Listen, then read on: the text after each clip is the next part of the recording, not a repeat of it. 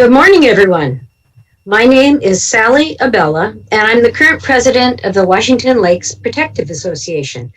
I want to thank you for coming to our 33rd annual and our first ever virtual conference.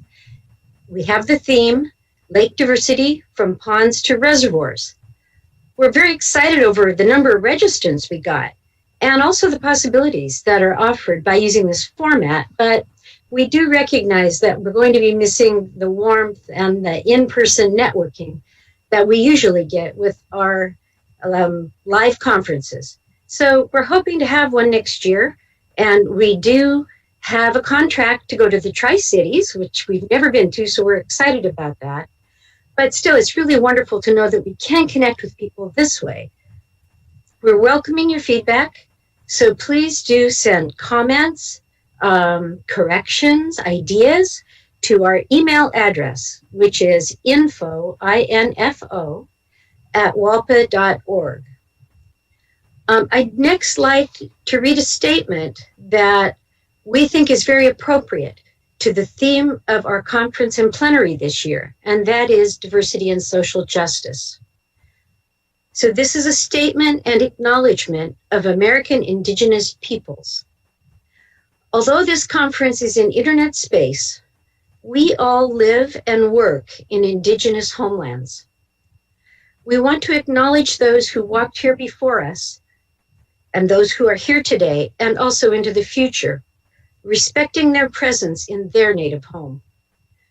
We are grateful to them and we want to be respectful. This acknowledgement today is just one small act in the ongoing process of learning to care for this land and be in harmony with all of its peoples. Now for some conference housekeeping. Each of the presentations you're going to see may be either pre-recorded or live, but it will be followed by a live question and answer session. As you watch the presentation, you can send your questions to our email address, which again is info@walpa.org. We have someone who's monitoring that mailbox constantly, and that person will send your questions to the live moderator, who can read them to the presenter for comment to all after the presentation. If your question isn't addressed, or if you have further questions, you can email info@walpa.org after the conference is over. Please include the session name and the presenter's name, and we can forward your question to that person for consideration and a direct reply to you. We're now going to start the conference, and I'm going to do that by turning the meeting over to Angela Strecker, who chairs our Diversity and Social Justice Committee. She will be the moderator for our plenary session this morning. Again, thanks for your attendance, and I hope you enjoy this conference and come away with some new thoughts and ideas. Angela.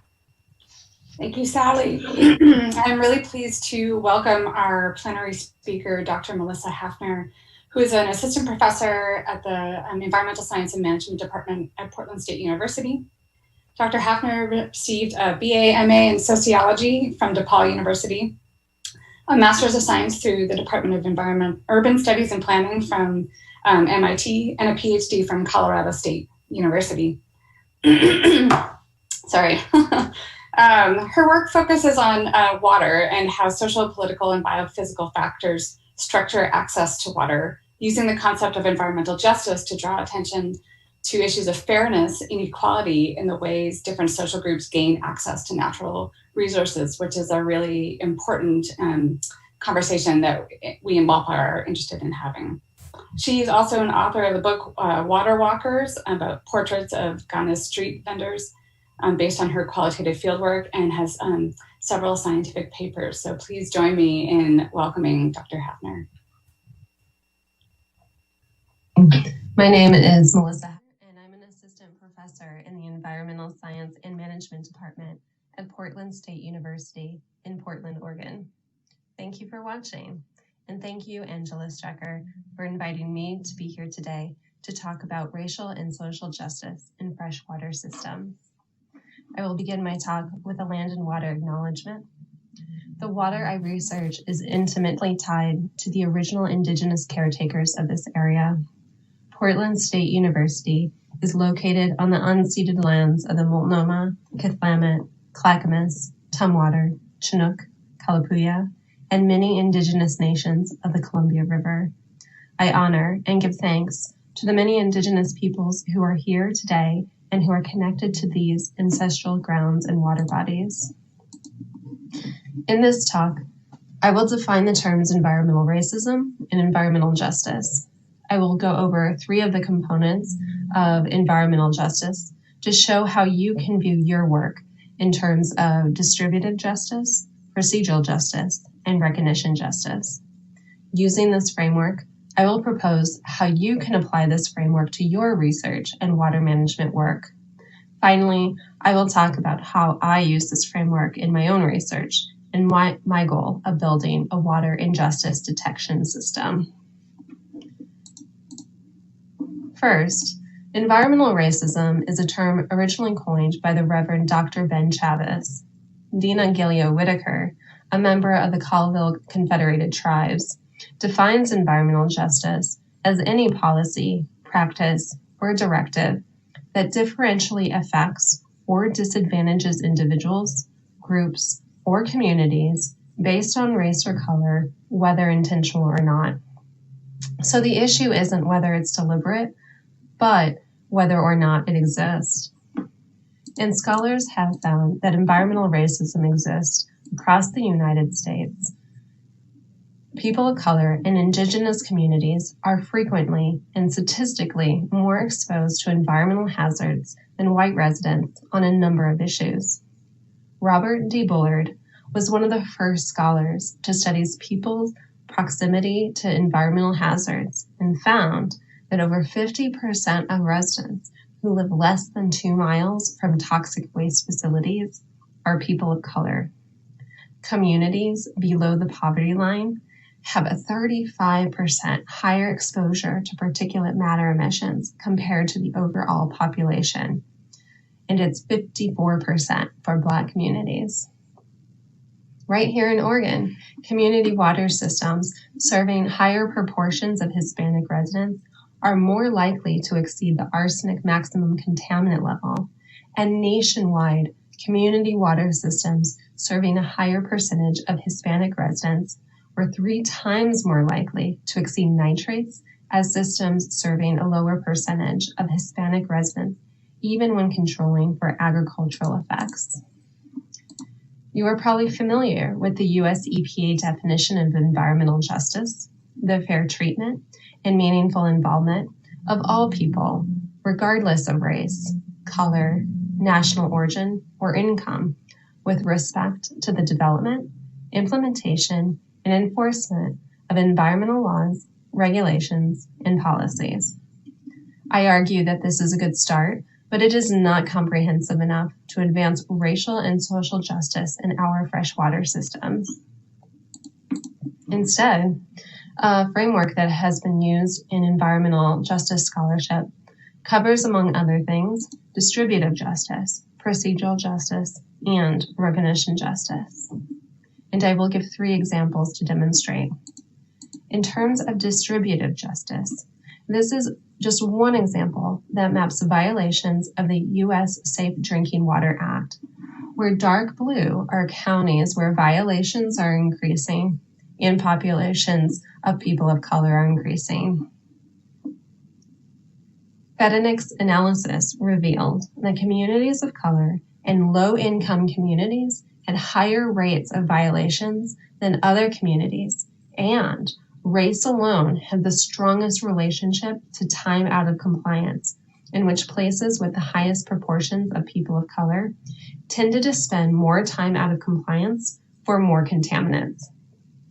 People of color have unequal access to clean water. From studies like these, we can find where unequal access to clean water exists. We can combine social data with hydrological data to show us where we need to invest and think about new policies to improve distributive justice. In terms of procedural justice, We can look at who is and who is not at the decision-making table. Consider the Columbia River Treaty. There are 32 sovereign tribes that assert interest in the Columbia River watershed. And yet, as we renegotiate and remodernize the treaty for 2024, the United States, Canada, Bonneville Power, and others have been holding key negotiation meetings. It wasn't until April of last year that Canada gave the 3 First Nations observer status. Ensuring that people have the power and information they need to fully participate in decision-making is called procedural justice. Part of that is making a conscious effort to look around the table and notice when systematically and historically minoritized people and women are missing. It's not just about meeting quotas, but about the realization that there is no team without them. For example, I conducted surveys with Jola Ajabadi and Elida Cantor in the geography department here at Portland State and with some other colleagues at other universities. And we found that women who work in water-related careers report more discrimination than their male colleagues, and they do not see women in leadership positions in the water sector. We need to look at what impacts that might have on policy and implementation when not all voices are represented. In terms of recognition justice, as well as considering who is at the table, we also need to consider who is able to set the table, who has the power to set the agenda. In understanding recognition justice, it is important to understand how our history shapes where we live and how we live today, including how we live in relation to our water systems. I would like you to consider intergenerational wealth and intergenerational health and how it's racially disproportionate in the United States. Intergenerational wealth refers to the fact that some communities, like Indigenous communities, were dispossessed of land and were prevented from passing wealth to their children, or how Black families were prevented from home ownership despite their income level, which prevented families from accumulating and transferring wealth in ways that many white families at their income level were able to do. Also, in terms of recognition justice, as researchers and as scientists, we should recognize that data are not neutral or objective. One example in U.S. history is how data were collected and modeled in order to redline communities or prohibit Black families and people of color from buying in the quote unquote desirable neighborhoods, like the map here on this slide from the 1938 Home Ownership Loan Corporation in Portland. We should remember these examples to be cognizant of how we collect data, for whom does it benefit, and for what purpose, and how might it reproduce inequity. To recap, distributive justice asks, who has access? Procedural justice asks, who's at the table? And recognition justice asks, who sets the table? You can apply these ideas to your own research and work. For example, if you have your own data on cyanobacteria or emerging pollutants, you can ask, are low-income communities and communities of color disproportionately exposed to environmental contaminants? In terms of procedural justice, you can ask, how are residents, for example, Latinx farm workers, currently consulted on water quality issues? How can residents become more involved in decision-making and issues that concern them? In terms of recognition justice, you might ask, how might data or modeling perpetuate injustice and how to prevent it? And when I say that racial justice is for everyone, what I mean by that is that it is our responsibility, those of us who already have seats at the table, to bring up these issues in our meetings. My students, and particularly my white students, tell me that they are uncomfortable talking about racial injustice because they haven't personally experienced it. However, it can't be on the shoulders of those already burdened by environmental harms.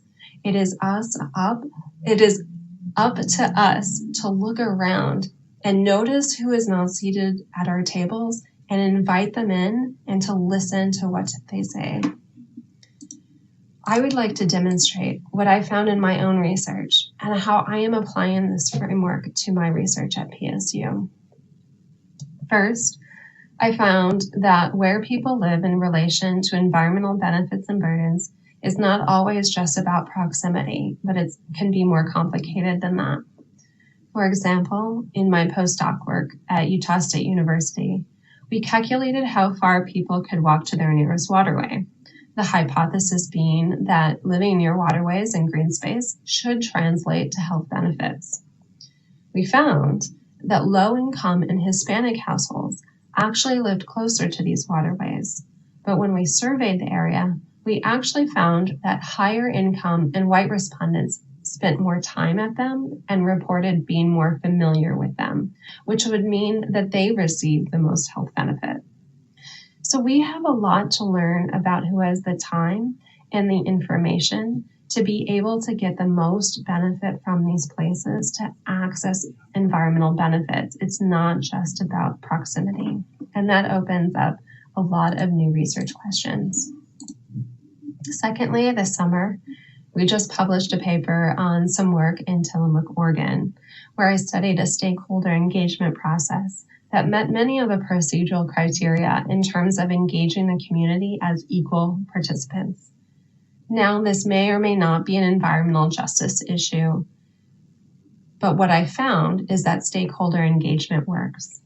According to the American Community Survey of the Census, in 2018, Tillamook County was 92.5% white and under the national median income level, which was about $62,000 in 2018, whereas in Tillamook County, it was $47,500.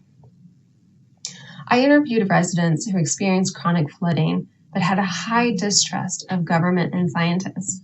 Despite this, they told me about a process that lasted several years, where the state, county, and city officials sat down with landowners to design a plan to move floodwater out to the ocean quicker, causing less property damage and trauma, with the extra benefit of restoring the estuary. When government officials first came in and proposed the plan, they called it Project Exodus, and it was not very popular. But after years of negotiations, using Oregon Solutions as a mediator, one of my interviewees said he felt he earned a PhD in hydrology because of all the meetings and learning he had to do to truly understand the hydrology in this situation. And eventually, they agreed on what is now called the landowner's preferred alternative, the Southern Flow Corridor, which was completed in 2017. Luckily, they've only have had one flood since, and it seemed to have worked according to plan. What I learned through this case study is that stakeholder engagement works. We need to do this more, and we need to do it with communities of color and low-income communities that have been prevented from being a part of this process in the past. Using the environmental justice framework, I am building what I call a water injustice detection system to see if we can identify where residents where water issues are and what residents consider are their main issues. We are mapping media stories describing water-related events. We are collecting stories from Oregon residents about their perspectives and experiences with water. We are creating a database of socially and culturally informed data to understand the lived experience of how people live with floods, boil orders, algal blooms, etc. We're talking to unhoused street vendors in Portland, the Confederated Tribes of the Umatilla Indian Reservation, dairy farmers on the coast, groundwater well users, irrigators in the high desert, and forest conservationists in the southern Josephine County. We want to reach every corner of Oregon. I'm building this with the intention that we might detect emerging issues earlier and identify opportunities for fair and just solutions. With Janet Cowell in the Applied Linguistics Department at Portland State, our students are analyzing these data to look at how issues of trust and power influence decision-making on water issues. Our research questions are: what water injustices are occurring and where? What are factors that enable or hinder water justice? How has water justice and injustice changed over time? How can water injustice be prevented or mitigated? How can water justice be supported? Can water injustice be predicted or anticipated? With social data, we will have a more nuanced understanding of the lived experience of how water infrastructures and policy affect people and their daily lives. We can make more strategic and equitable investments to ensure that our water future meets these criteria. Here are some resources if you would like to learn more about water equity issues at the federal level: the Water Equity and Climate Resilience Caucus, a database of people of color in water research, including hydrologists, and one organization that is working towards data sovereignty, the Data for Black Lives, to ensure that the people of whom data are being collected on are benefiting from that data. I am also including several readings to learn more about environmental justice so that we can educate ourselves and determine what we want our water future to look like. Thank you very much, and I'm very much looking forward to your questions. My name is Melissa.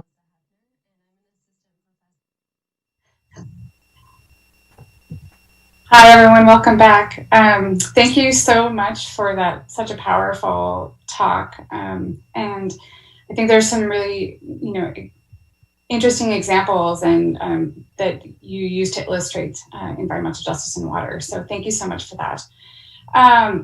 So just to remind our audience that you can send questions at any time to info@walpa.org, and those will get passed along to me. So I'll kick it off by asking, I had a question about, what do you see as some of the major data gaps when it comes to environmental justice in water systems? So what don't we know? Yeah, thank you, Angela. Yes, there's quite a bit we don't know. One issue that I continually come up against is having a continuous data set that that has social data variables included in it, or that can be overlaid with the census or social data.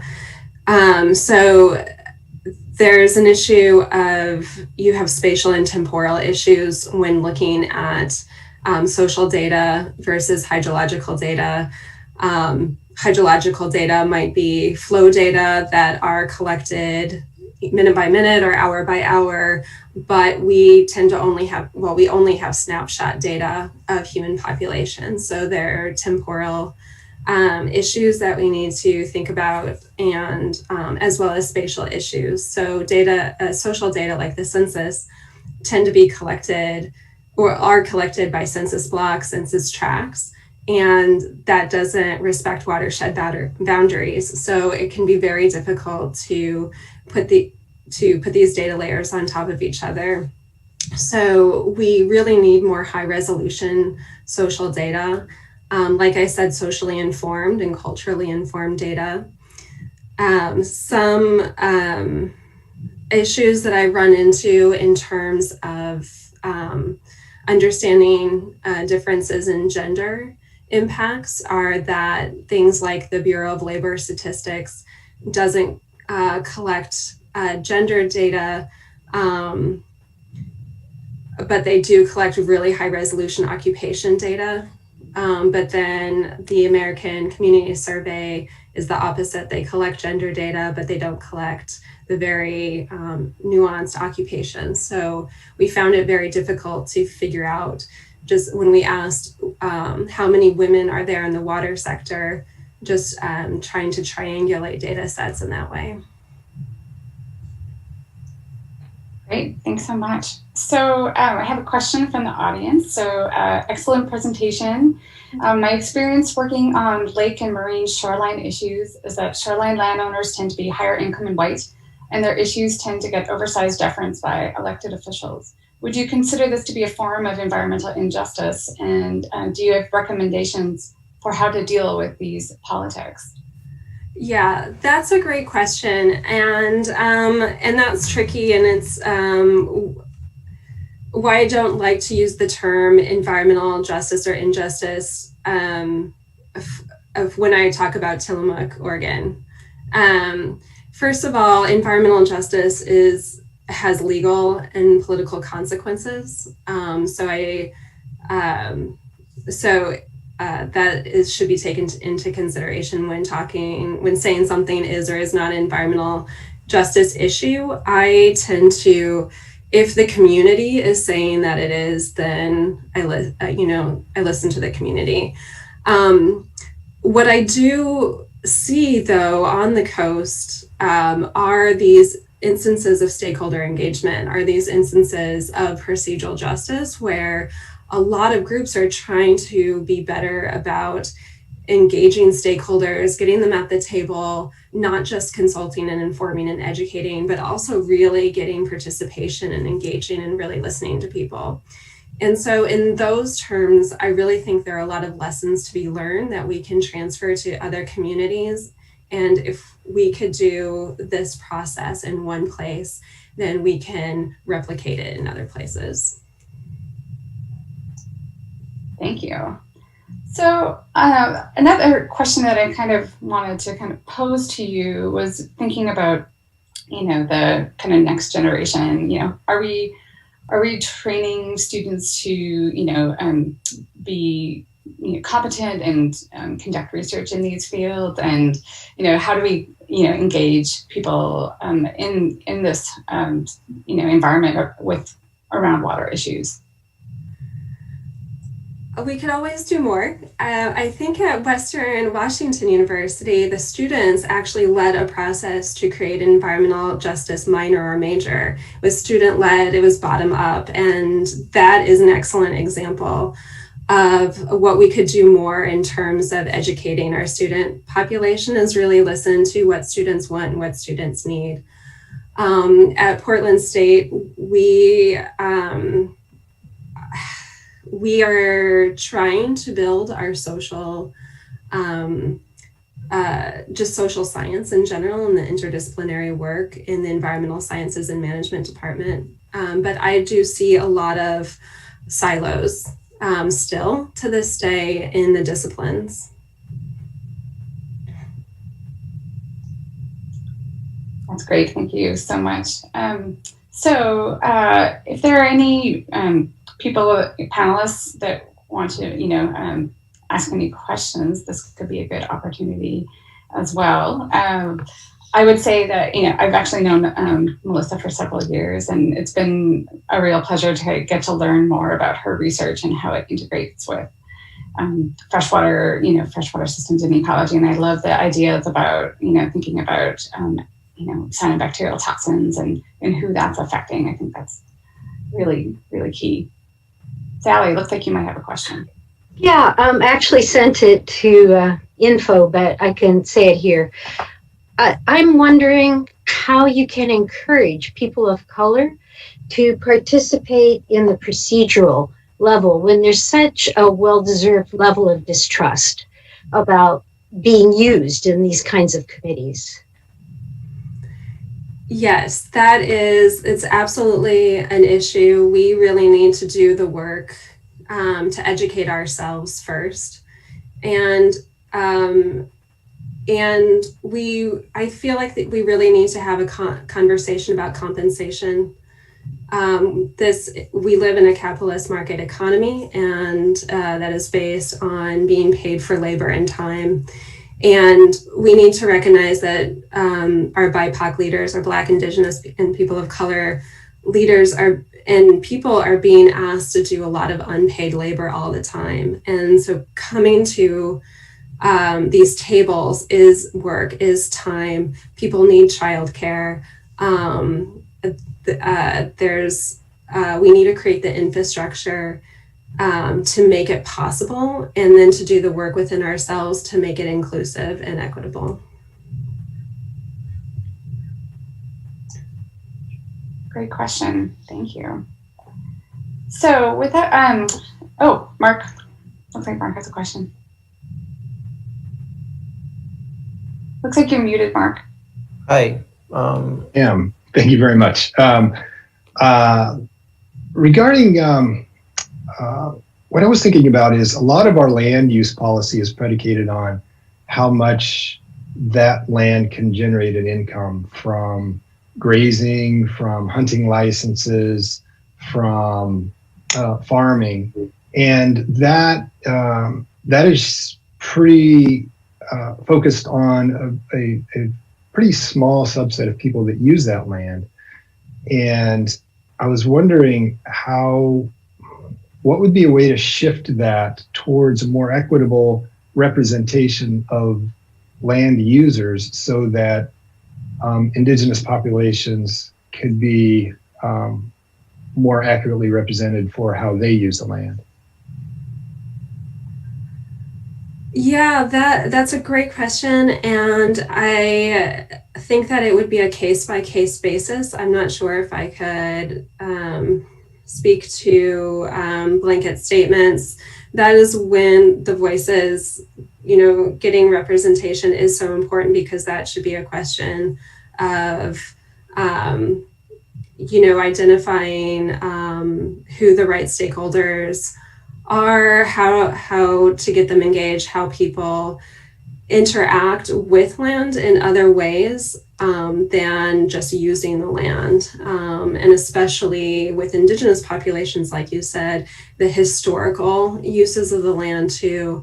People are still connected to the land, even if they have been displaced from that land. Thank you.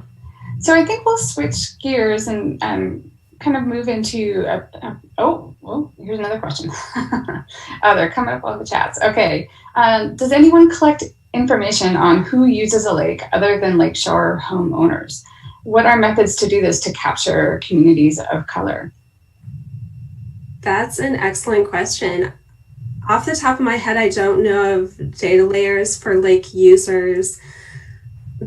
When I come across these data, they seem to be one-off kind of projects where a restoration project is trying to, is monitoring or evaluating a restoration project that they did. So they ask people, but that would be great. That there's a concept called missing data of like, what are the data that we don't even know that we don't have? Because as scientists, we collect data on what we think we need. But there are a lot of other people who are not scientists who also need data. So that's a question that we should be asking of what are the other data that we need. And having comprehensive data over time that's consistently taken, that's consistently gathered is a big issue. I don't know of one for lakes, but that would be a great data set to have. This is actually a great question and segue, because the panel discussion tomorrow is going to touch on a lot of these issues about having access to lakes for the public, and not knowing who's not being captured by our current collection data or information. Okay, so let's change gears a little bit here. We're going to have kind of more of a panel discussion. And so for the UW-Tacoma folks, if you could queue up the PowerPoint, I'll just give a quick introduction. So WALPA formed a Diversity, Equity, and Inclusion Committee in response to the tragic events that unfolded this spring and summer. In organizing this plenary session, which we were so grateful to Melissa for attending and speaking to us, we wanted to shine a light on the challenges faced by members of marginalized groups. One of our first acts was to conduct a brief pre-conference survey to better understand our members. And so I want to lead off by presenting some of these results. Again, this was just a really brief survey. We had, quite a bit, pretty good response. So I'm really, thank you to everyone who responded. And so I'll kind of walk through some of those results, and then I will introduce the panelists at the end of that. Okay, so next slide. Okay. So the first question we had was, I need to make this a little bigger, is, how valuable is it to increase diversity and equity within the WALPA membership, if that should be a priority focus area? And, we see pretty strong agreement, either most responses in this agree or strongly agree category. Next slide, please. Next question was, it's important that WALPA works to make public access to lakes equitable for individuals from all backgrounds. And again, we see pretty, a lot of responses in the strongly agree and agree. And so that's kind of speaking to some of those questions that were arising from our plenary talk.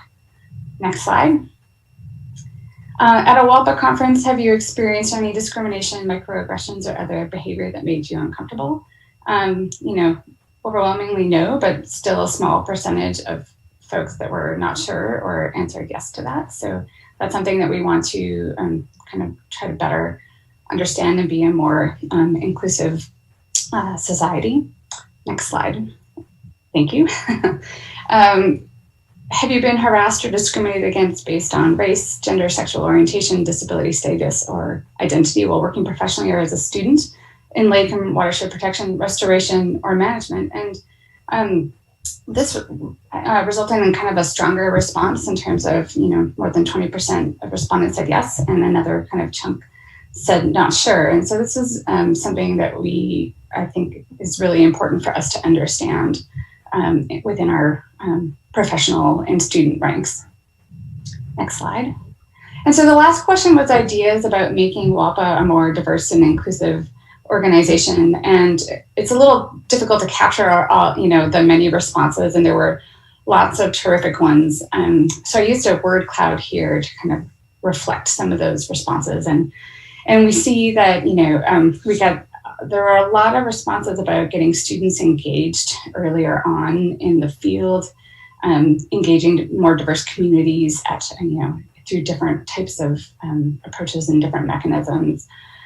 And access is on there as well. So that kind of, ties in nicely for what, both today and our discussion tomorrow. So let me introduce our panelists here. So if the panelists can turn on their videos. Okay, I think we're still missing Marco.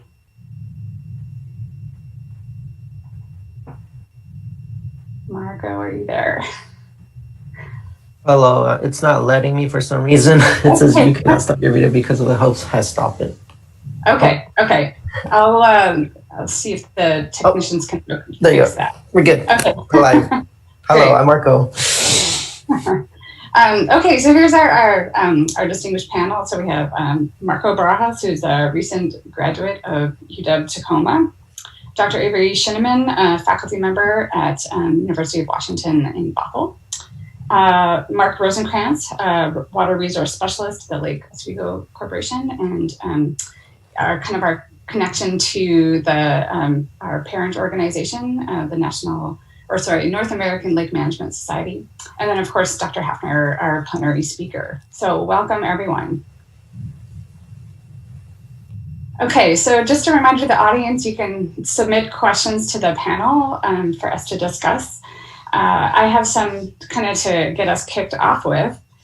So the first question, thinking about, our regional societies like WALPA, but also Oregon Lakes, and our national societies, what should they be thinking about when it comes to issues of diversity, equity, and inclusion? So maybe, why don't we start? I know this is something that Mark's been thinking about for a little bit, so why don't we let him start, and then just maybe people flag me if they want to jump in. Thank you, Angela. And this is a very important issue these days, and I'm glad that WALPA is speaking to it. NALMS has been working on this issue a lot this year as well, and we started a few programs. We've had a code of professional ethics for a couple of years now, and that is something geared more towards our conferences, so that participants, if they do experience any discrimination or anything they feel uncomfortable with, they have somebody that they can come to report these issues, and we can follow up on them. And this year we established a diversity task force for trying to include more diverse voices in the organization. As you know, NALMS, if anybody has been participating in NALMS, they know that it's a pretty white organization and not a whole lot of representation from people of color. So we're working on that this year, and we've taken some steps towards making our organization a little bit more representative. And we have a diversity page on our website that includes our diversity statement in support of Black Lives. We have a task force, and the task force is working towards trying to bring in those voices of historically marginalized communities, and starting by reaching out to historical Black colleges and universities and seeing if they would want to participate in our conferences, how NALMS can help them in fostering an interest in the aquatic sciences. And we are participating in the Consortium of Aquatic Sciences, which is a group of about a dozen or so organizations that all are working on these diversity issues as well. Next week, there's the SACNAS conference, which is the Society for Advancements of Chicanos, Hispanics, and Native Americans in Sciences. And NALMS has partnered on sponsoring a booth at that conference, and I'll be attending during some portions of the conference next week.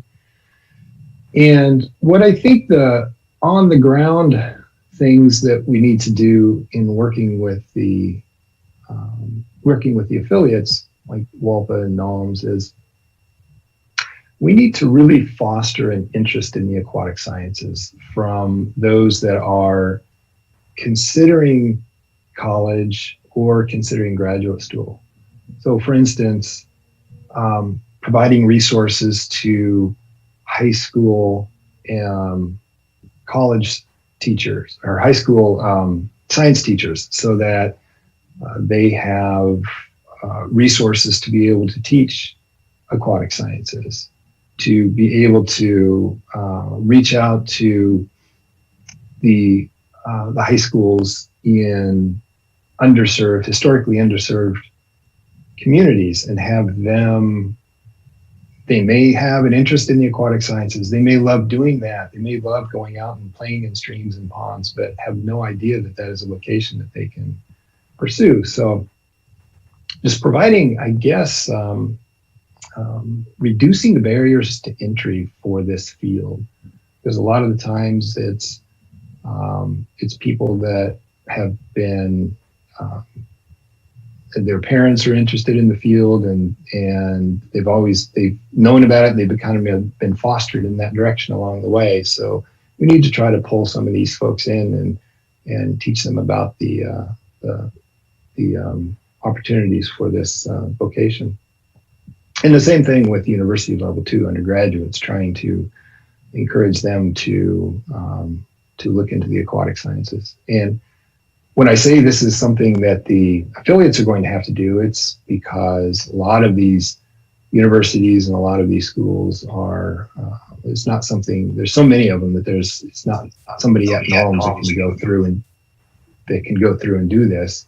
It's going to require work at the individual state level to compile this information so that NOLMS has contacts that they can reach out to. So that's kind of an overall the overall effort that NOLMS is doing to try to first off increase the diversity in aquatic sciences in general, and then more specifically to increase the diversity of our organization and the membership of NOLMS. Thanks, Mark. Melissa, do you want to jump in at all? Yeah, that's great. These are all good steps. I might be jumping ahead, Angela, to a future question that you may have, but you brought it up. When I was watching your PowerPoint and saw how I believe that people had experienced some form of discrimination or harassment as a student or professionally. This is something I hear a lot from women, particularly, and in field work. When they're in a remote site, there isn't that infrastructure, and there's more opportunity for bullying, for harassment, and for trying to repress people from reporting it. Even within academia, when there are those infrastructures that are readily available, people are still hesitant because they don't think that it's going to do anything. They still think that the victim is going to be the one who pays the price, that there aren't going to be consequences, that things aren't going to be investigated. So there's a history there that we really need to look at across the board and really think about how we can strengthen our protections, strengthen our systems, really demonstrate that reports are being investigated and something is happening. People need to see that, I think, especially because there is a history there that things were not taken as seriously as they should. And I think that will have ramifications down the line for people feeling more included, feeling more like they belong. Absolutely. Marco or Avery, would you like to weigh in here? Yeah, I kind of want to circle back to the inclusion part. And I had a really great idea, and this is from personal experience at UW-Tacoma, is that we actually do not have like a club or a registered student organization where we can have a group of students that can be part of maybe the limnological field. And this is a great step into maybe some sort of an advertisement or having more students engaged in the limnological field and freshwater system. And the biggest barrier is that maybe not a lot of people don't know about this field. You often hear about maybe other degrees, but this is like the underdog of the degrees. I agree with that. Yeah, and I'll add that I think, coming back both to what Mark and Marco were saying, for the role of WALPA or a regional society, it can feel maybe like we don't have a lot of role because we're not the gatekeepers to very much. We're not the gatekeepers to admissions, to anything. We don't have money that we're funding things with, but we are kind of a gatekeeper in some ways to networking, right? This is a great organization for networking across academia and industry and government. And that's a place where we can really bring, for example, make a big effort to reaching out to student organizations that are trying to start up and making sure that we're being really active in bringing them in, making sure that we're connecting with other regional organizations and not just NOLMS or not just the Oregon Lakes Association, but maybe looking for other places that we can bring in networking, because that's that's really a place that we hold some power to make a change that maybe we don't have a lot of keys in other places. Great. Thanks everyone for those terrific thoughtful statements. We're getting some good questions in from the audience, so I'm going to kind of circle around to some of those. There's a question about if it says, I'm curious if you could speak on the racial makeup of the field. In my experience, it seems like the water resources, water quality field is primarily highly educated white folks. What are ways we can work to diversify this area without tokenizing people of color? Anyone want to take a stab at that one?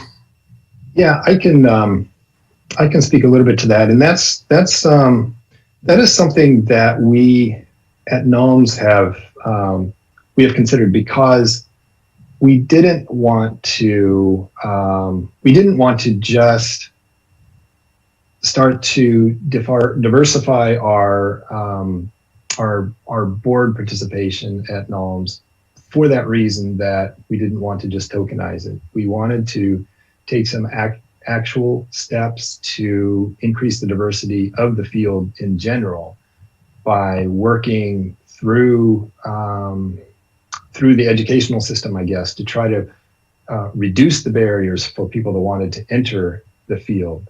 And like Marco mentioned, a lot of people don't know about limnology. They don't know, they know about biology, they know about chemistry, they know about physics, but all of that is wrapped up into limnology. And being able to reach out to these universities, and even if they have a biology program or a chemistry program, encourage them to go the step farther and integrate those into a limnology program, because there probably are students that would really love that field. So that's kind of and that's really a great question, and we that's kind of where we're starting at NOMS at the national level, is to try to diversify the student base entering the field, and then incorporating those voices into, like, the student organization. We have a student committee as part of NOMS, and we have student membership that's actually quite affordable, and to bring those groups in and start to really hear their voices and hear their concerns, and bring that into the organization. Thank you, Mark. Anyone want to jump in on that? Sure, I'll just say that I think it's, it's similarly as from a position at a university. I think a lot of students do, we see most of our students who come in knowing that they want to do environmental science majors are coming from high schools that maybe offered AP environmental science, that had some prior exposure. And so, you have to make a really, an effort to reach out to K-12 schools, but also an effort, as you said, to do some integration with biology and chemistry programs, maybe where students would be drawn first, to make clear what some of the applications are. And I think, again, a role that WALPA or NOLMS could play is making the career paths really apparent, making some public, videos, appearances, speaker series, visits to schools, whatever it might be, to let people see what those jobs are like. I know one of the experiences I've had in teaching limnology, and some folks probably who are here from some of the different county agencies, we take students out and introduce them to limnologists who work, and the students are like, oh, that's a job. That's not just a class, that's actually a job, right? But we don't see limnologists the way we see doctors and dentists and even biologists, on TV. So making that really clear, I think, is an important piece that seems a little bit egocentric maybe, but I think is actually really helpful. Great, thanks. I think, so we're getting lots of great questions, so I'm gonna maybe try to get through a couple more of those, but I definitely wanna hear from everyone. So is anyone trying to engage the tribes around lakes? They have worked hard on access to rivers and marine shorelines, but I haven't heard as much around lakes, especially those that are on identified reservations. And I'd love to hear from anybody on that. I'm not aware of that much with lake access.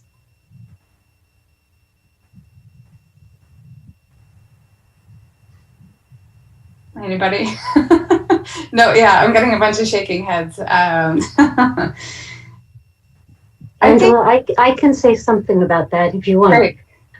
Actually, when I was at the University of Washington, so this would have been back in the 90s, we were engaged with the Quinaults, and because they were very interested in monitoring water quality at Lake Quinault. But I don't know if that's still ongoing. We basically helped them with limnological methods and with phytoplankton identification, that kind of thing, and then they took it over themselves. So they were being proactive at that time, and I don't know where that went, but just wanted to report that. Thank So you. I'll go away now. Thanks, Sally. Melissa? Yeah, I just want to point out that in Indigenous ways of knowing and traditional ways of ecological knowledge don't often appear in academia in the academic sense and in the lake science sense. However, Indigenous communities are very interconnected with water in general, water as the first of the first foods. And I am not Indigenous, so I cannot speak on this, but it would be interesting to ask the question in which ways are Indigenous trying to engage us, and to flip that question and really think about the spaces in which we can learn about lakes and traditional ways of knowledge from them. Thank you.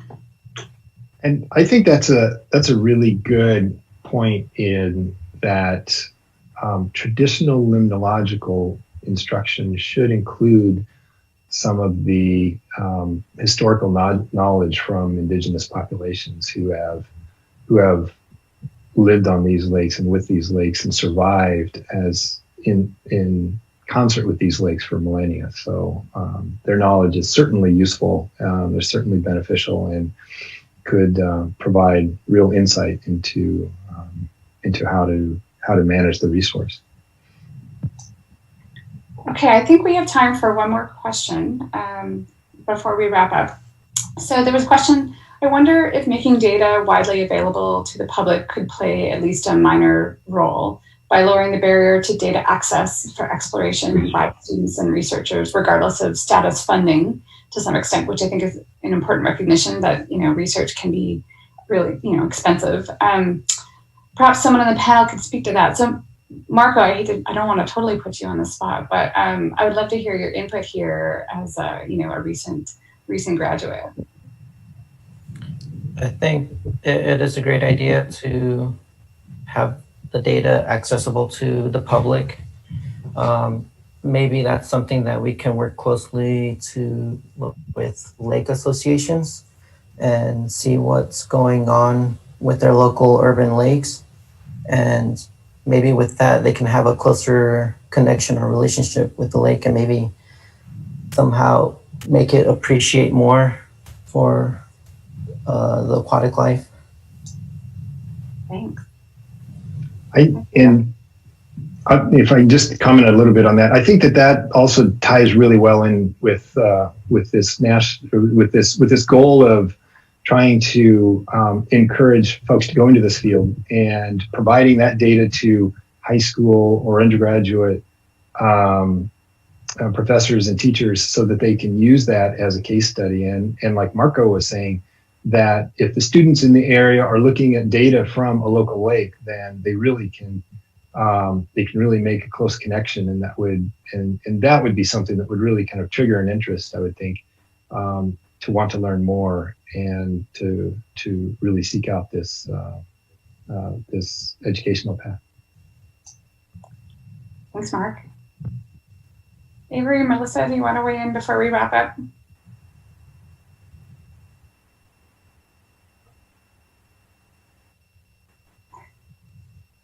All good. Okay, I think thanks to everyone for participating in the panel. We had lots of great questions and lots of great input from everyone. I'm really pleased to to hear such a broad range of voices. And so just wanted to kind of quickly remind everyone that we'll restart again at 9:10 for the lake restoration session. And so I will applaud all of our panelists and thank you for being here this morning.